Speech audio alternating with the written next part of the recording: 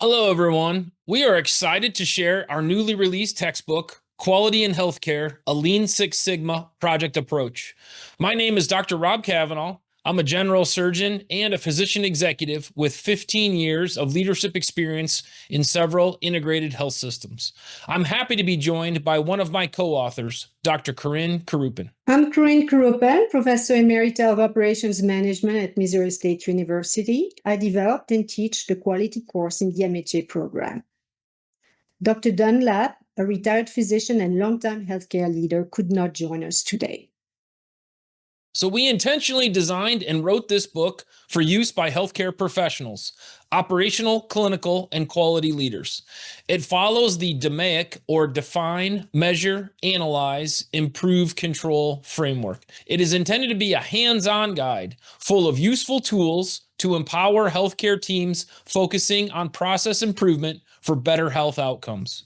Many textbooks are heavy on theory and not very practical when it comes to applying what is learned.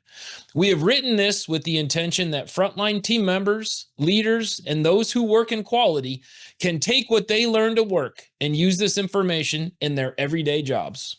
That's correct, Rob.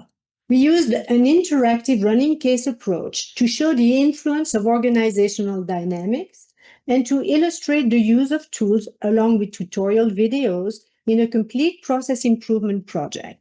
I also wanted to highlight that the book offers a solid foundation for Lean Six Sigma Green Belt certification with tips and extra technical materials that are provided online. The other aspects that will be useful to hospital and health system leaders is that we emphasize the importance of leadership and culture.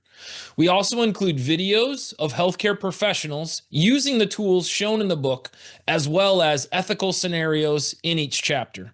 There are chapters that focus on creating tools like A3s, evaluating and using data to drive decision-making, and several process improvement techniques.